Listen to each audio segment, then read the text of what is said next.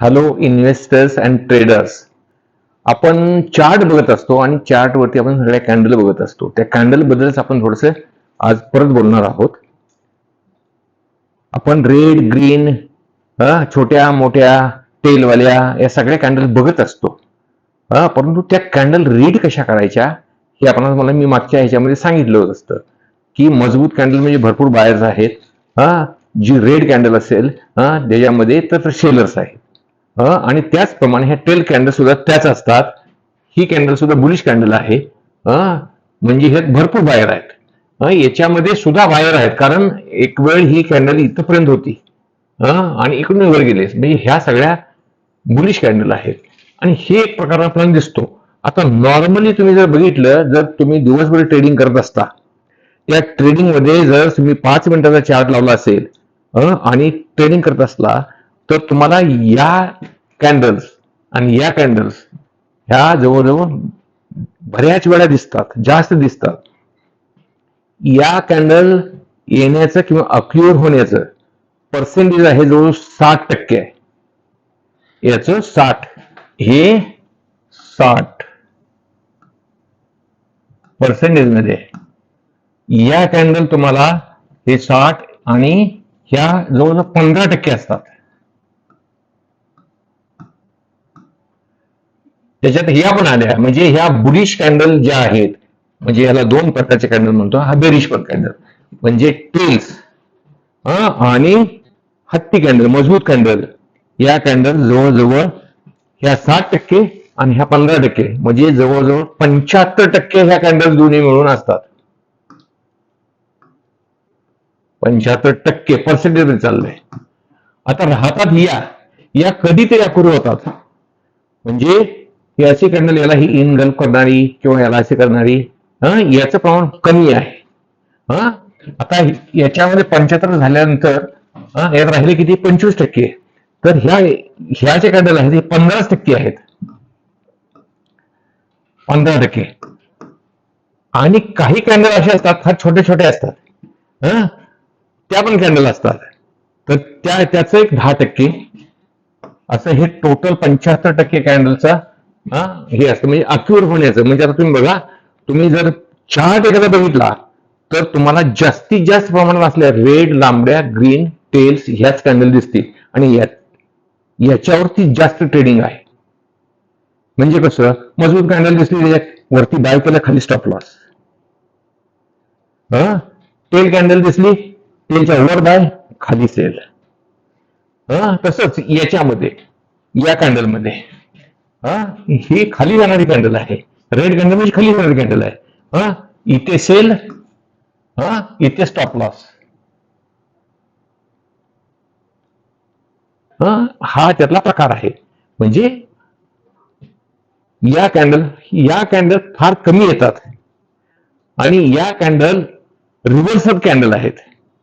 Reversal म्हणजे एकदम शेवटी जर आली, ट्रेंड आहे, टोटल असा वरून ट्रेंड आहे आणि अशी कॅन्डल आली, तर त्या ठिकाणी रिव्हर्सल होण्याची शक्यता जास्त असते. आता मी तुम्हाला सांगितलं की ह्या कॅन्डल तुम्हाला जास्त दिसतात.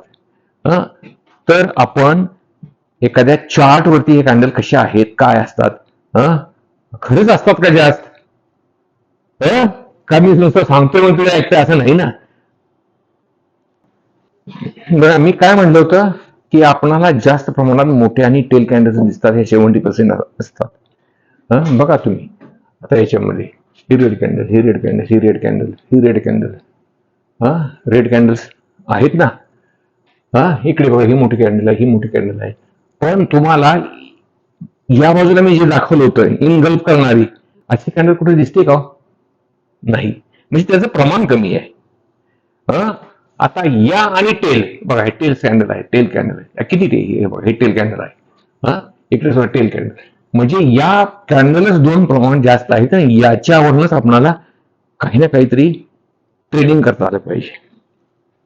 आता मी काय सांगितलं तुम्हाला की ह्या कॅन्डलच्या, हा कॅन्डल खाली आली, सेल इथं, स्टॉप लॉस इथं, हे मार्केट खाली आलेलं आहे.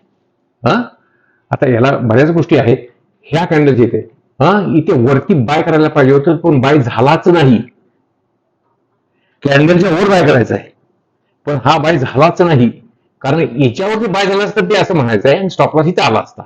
हं आता हा हे मार्केट खाली आलेलं दाखवतोय इथे. आता इथे पण ही कॅन्डल आहे, ही बाईंगच कॅन्डल आहे ना, खालनं बाय. पण अजून त्याला हे आलेलं नाही, हे परत खाली आलं बघा इकडे. म्हणजे थोडक्यात या कॅन्डल जास्त, मी तुम्हाला सांगतोय काय, याच्यामध्ये या कॅन्डल जास्त असतात. 70% कॅन्डल तुम्हाला कुठल्या सांगितल्या? बुल बुल बेअर, हत्ती कॅन्डल. आणि दुसऱ्या टेल कॅन्डल. किती टेल कॅन्डल आहेत बघा. ज्याला टेल आहे, वर असो खाली असो, असली tail candle exactly tail candle आहे. हा म्हणजे ज्याची टेल मोठी आहे, हे छोटी छोटी छोटी म्हणजे हे इनडिसिजिव्ह आहे.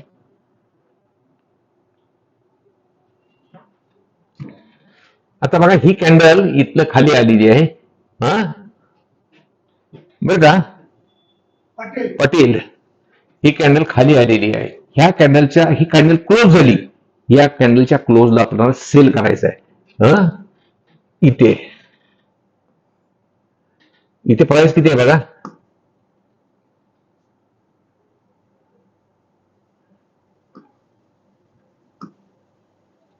दिसते का प्राइस साईडला?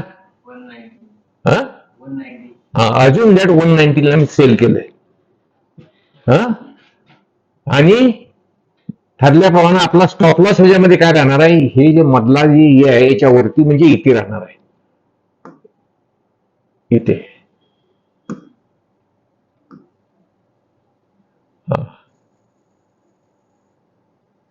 हा आपला स्टॉप लॉस आहे. स्टॉप लॉस किती आहे? 205. 205. कुठे लिहून ठेवा रे.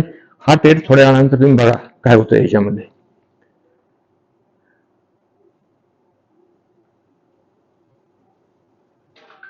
ओके, धन्यवाद.